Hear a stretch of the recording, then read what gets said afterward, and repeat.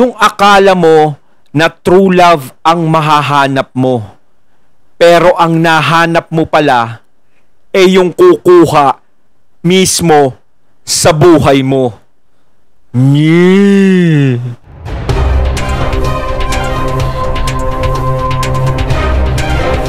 Ayan, syempre, what's up mga katunay? Magbabago tayo ng konti para meron tayong ibang mga napapanood na bibigyan ng reaksyon. Syempre, bago natin simulan, meron tayong panonooring video ngayon.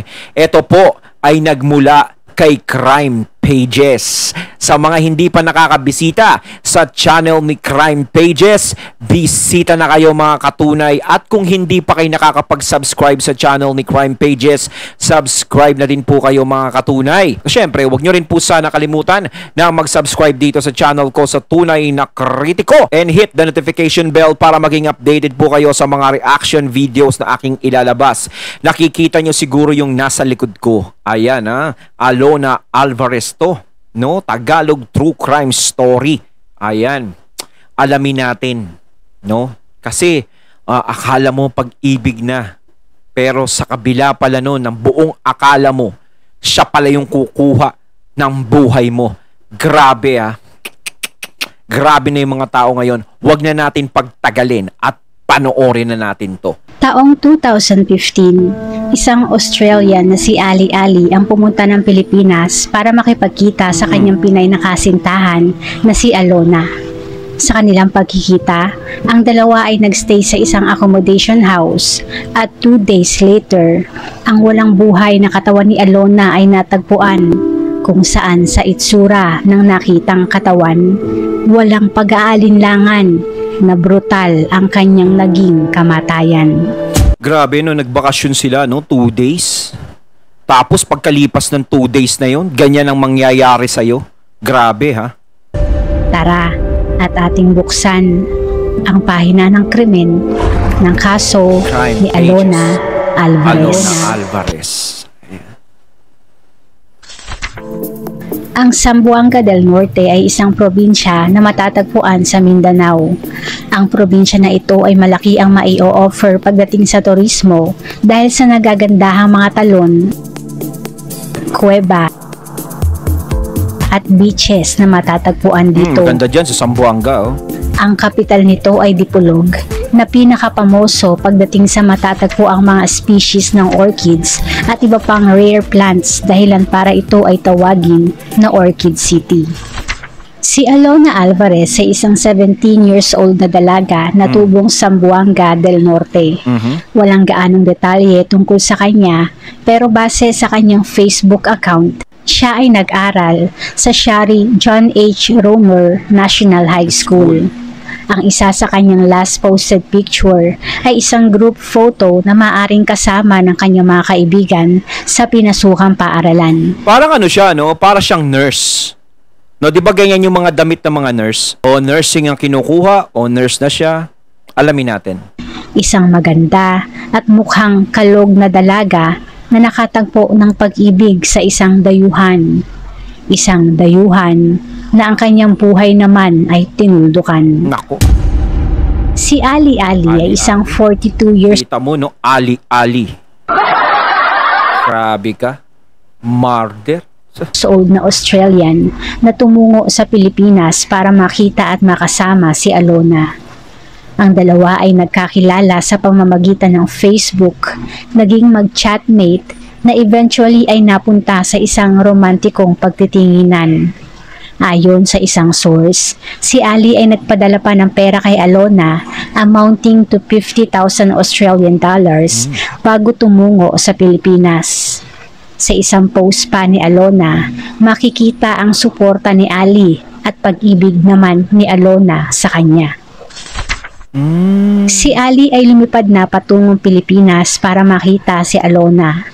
Matapos sunduin ni Alona sa airport, ang dalawa ay tumungo sa isang accommodation house sa Dipolog City noong January 28, 2015. Matapos ng 2 araw, bandang alas 4 ng hapon ng January 30, si Alona ay nakitang wala ng buhay ng mga employee doon sa kanilang inupahang kwarto. Hala, bakit? Ano bang ginawa nito nung lalaking to? Na pinakita naman kanina na ayos naman yung pakikitungo nila sa isa't isa. Mahal siya ni Alona, yan si Ali Ali. Tapos si Ali Ali naman is nagpapadala kung ano yung pangangailangan ni Alona. Nagpapadala naman ng pera. Pero bakit nagawa ito kay Alona? Ano ang dahilan ni Ali Ali? Diba? Ang hirap talaga minsan kasi kapag minsan sa chat mo lang nakakakilala, tapos syempre taga ibang bansa eh. Kung tutuusin na kapag ibang lahi, hindi mo masyadong gamay ang ugali niya. No, hindi mo masyadong kabisado, hindi natin kabisado eh. Iba kasi ang ugali ng mga Pinoy, iba din ang ugali ng ibang taga-ibang bansa, no, na ibang lahi. No, kaya minsan mas maganda yung nagkakakilala kayo sa personal. Kaso dumating tong pagkakataon na to na nagkita sila sa personal, no? Personal, first time. No, na magkaharap sila, pero ganito ang nangyari. Si Alona ay nakitang walang saplot at duguan at sa loob ng kwarto ay may naiwang mga sex toys at marijuana. Ay, grabe! Grabe ha, may bisyo ka pala ha. Parang may sadistic siya, ganon. Ang CCTV sa accommodation house, si Ali ang agad na naging primary suspect. Oh, siya yung Matapos kasama ng ilang araw, si Ali na may benda pa sa kanyang kamao ay nakita at naaresto sa Dumaguete City nang magtangka siyang tumakas patungong Maynila. Sa pagka-aresto kay Ali, siya ay umamin na napaslang si Alona. Ngunit ayon sa kanya, iyon ay nagawa niya because of self-defense lamang. Ayon kay Ali, si Alona daw ay kinagat ang kanyang pagkalalaki. At dahil doon, ay nagdilim ang kanyang paningin. Grabe naman ha, kinagat lang yung ano mo. Tapos nagdilim yung paningin mo. Tapos gano'n na yung ginawa mo sa kanya. Pero may mga ebidensyang nakita dyan kay Ali Ali, no? Na mga bisyo, no? At saka yung mga toys. Tapos sasabihin niya, self-defense. Sa tingin niya ba mas magugustuhan yun ng babae? Yung mga ganong ginagawa niya. Baka eto nga nasa ilalim ng ano to nasa ilalim ng tama niya to Ayan ang hirap talaga yung tipong pinapakitunguhan ka ng mabuti. Minsan talaga pag hindi mo siya lubos nakakilala, kaya kung ikaw may karelasyon ka, mas maganda yung kilalanin mo muna maigi. Pero syempre hindi mo naman makikilala yun sa unang tingin, pangalawang tingin, tsaka yung unang pagsasama, pangalawang pagsasama, makikilala mo yan kapag kayo ay tumagal na. Diba? Pero eto nga, nagkita sila pero ganito kaagad ang ginawa. No, syempre hindi siguro alam ni Alona na mayroong bisyo itong taong ito. Talagang itinago nitong tao na to yung ginagawa niyang hindi magandang bisyo. Tapos may mga toys pa. Hindi nagawain ng matinong tao yung ginagawa nito. Sa kanyang galit, ay sinuntok niya ng ilang beses si Alona sa mukha hanggang sa maglaglagan ang mga ngipin nito. Oh, grabe. Base sa Pantakin mo, babae lang kalaban mo, tapos susuntukin mo. Grabe ka ha. Sobra yan. Hindi tama yan, hindi makatao. No? ginawang autopsy, si Alona ay nagsuffer ng brain hemorrhage dahilan ng kanyang kamatayan. Ang kanyang mukha ay halos hindi na makilala na talagang horribly disfigured na ayon pa nga sa mortician, siya ay talagang nahirapan. Matapos nang nangyari, si Ali ay agad na sumakay ng ferry at tumungo ng Dumaguete City. Kontakin mo, sinasabi niya na self-defense pero halos hindi na makilala yung mukha ni Alona. No, doon sa ginawa niya. Kung self-defense yan, alam mo ha, kuya. Alam mo ha, walang kalaban-laban sa iyo yung babae. Siguro kahit suntukin mo lang ng isang beses yan, hindi na makakapalag sa iyo yan. Ang laki pa naman ng katawan ni Sir. Ngayon, kung kinagat niya yung ano mo, bakit niya kinagat? Baka may ginawa ka. Pero sa tingin ko siguro hindi naman dumating sa puntong yon. Parang alibay niya na lang yung nangyayari na yun. Yung sinabi niyang nangyari sa kanyang kinagat, alibay niya na lang yun. No, kita mo walang kalaban-laban sa kanya yung babae. Nakita naman natin si Alona. Kung ikukumpara naman sa katawan niya, kita mo naman to bruskong-brusko. Kitang-kita na na may mga bisyong nakita, tapos may mga sex toys na nakita. Para siyang sadista. Sa ginawang background check ng mga otoridad kay Ali, napag-alaman na si Ali pala ay isang notorious na kriminal sa Australia. Kaya naman pala. Ayon sa isang source, siya ay mayroong more than 100 criminal records doon. Taong 2003, ang 29 years old na si Ali ay nakulong nang 5 beses niyang tinadyakan sa ulo ang isang prison inmate na si Michael Tully taong 1999. Ayon sa report, si Ali ay pinagbintangan si Michael na isang pedophile bago niya ito pinagtatadyakan ng walang kalaban-laban. Si Michael na nakulong because of armed robbery ay nagtamo ng severe brain damage na kinamatay din ito matapos ng ilang taon. Si Ali matapos ng 3 trials ay nahatulan ng 16 years sa krimen na ito at kakalaya lamang sa bilangguan nang makilala niya si Alona. Nako? Bago makalaya, si Ali ay naging suspect din ng mapaslang naman ang isang inmate din na si Colin Johnson taong 2011. Hindi nakasuhan dito si Ali dahil sa ang murder weapon ay hindi nakita dahil iyon ay itinago ng mga kasamahan din nila sa bilangguan. Walang mga inmates ang willing na mag-testify against Ali. Isama mo pa ang missing evidence, kaya hindi siya nakasuhan. Matapos makalaya, si Ali ay lumipad na papuntang Pilipinas at si Alona naman ang nakaranas ng kanyang kasamaan. Grabe! Meron palang tinatago yung lalaking yan na hindi nalaman ni Alona. No, sayang huli na ang lahat. Talagang itinago ng lalaki yung tunay niyang pagkatao. No, sinilaw niya si Alona sa mga pinapadala niyang pera na ganito, ganyan, ganyan. Hindi naman natin masisisi si babae kung talagang minahal niya yun eh. No, minahal niya kasi. Diba, hindi natin siya masisisi dyan. No, minsan talaga ang pagmamahal is nakakabulag yan. Pinakita niya yung tunay na pagmamahal niya doon kay Ali.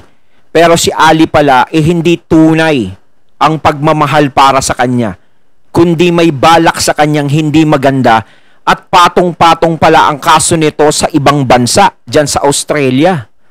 No, tapos dito niya ginawa, dito pa sa Pilipinas. Dito siya naghasik ng lagim niya. Tapos sa isang babae pang walang kalaban-laban. Kumbaga, mali yung pag-ibig na nakita ni Alona eh. No? Tama yung pagbibigay niya ng pag-ibig, pero yung nakuha niyang pag-ibig, no, hindi maganda yung bumalik sa kanya. Hindi maganda yung nakatagpo niyang lalaki. Sayang yung pagmamahal ni Alona doon sa lalaking yun. Hindi malinaw kung alam ni Alona ang history na ito ni Ali, pero siguro naman ay hindi. Hindi eh. Sa nangyari kay Alona, si Ali ay kinasuhan ng murder at maaaring mapatawan ng 40 years in prison. Unfortunately, taong 2017, ang pamilya ni Alona ay nag-file ng affidavit of desistance sa korte na nagsasabi na hindi na nila itutuloy pa na sampahan ng kaso si Ali. Ibig sabihin, hindi nabigyan ng hustisya ang nangyari kay Alona. Taong 2018, si Ali ay nakulong dahil siya ay nakitaan at gumamit ng shabu sa Cubao, Quezon City at nakulong dahil dito. Sa una ay walang alam ang pulisya na siya ay may history ng krimen sa Australia, maging ang nangyaring krimen kay Alona. Isang interview ang ginawa ng Inquirer sa kanya at doon lamang nila nalaman ang kanyang crime history. Sa ginawang interview kay Ali, tinanong siya sa nangyari kay Alona at sinabi niya na hindi na niya gusto na iyon ay pag-usapan pa at acquitted na siya doon. Nang tinanong naman sa kaso ng droga na hinaharap, ang sagot naman ni Ali, and I quote, "Probably going to be dismissed." Sa ngayon ay walang balita kung nasaan na si Ali at sana ay wala na siyang mabiktima pa kung nasaang lupalop man siya. Ayun, at ating natunghayan ng video na nagmula kay Crime Pages. Grabe, no? Halos na acquit siya doon, inurong ng pamilya ni Alona yung demanda dito. Talagang parang pabalik-balik na lang sa sakulungan. Sanay na siya sa mga nangyayari. Sanay na siya sa mga ginagawa niya. 'Di ba? At ito nga, nahulihan siya ng pinagbabawal na ano. Pero dismiss. Ngayon, hindi malaman kung nasaan na naman siya. Grabe. Ba't hindi nila siya ipa-deport? Yung ibalik doon sa bansa nila. Tapos ma-block siya dito sa Pilipinas. Di ba? Pwede naman yun. Dapat yun na lang ang ginagawa eh. So sayang talaga to si Alona Alvarez, no, sa nangyari sa kanya, no. Hindi siya nabigyan ng hustisya sa nangyari sa kanya. Sana kayo na mga mahilig mag-chat-chat na mga gustong magkaroon ng asawa na o boyfriend na ibang lahi, nako, mag-iingat kayo. Kilalanin nyo muna maigi at wag na wag muna kayong basta-basta sasama sa kanya. No, yung first time, tapos magkikita agad, sasama agad, nako, napakahirap, no? Hindi magandang mangyari sa inyo yung katulad na nangyari kay Alona, no?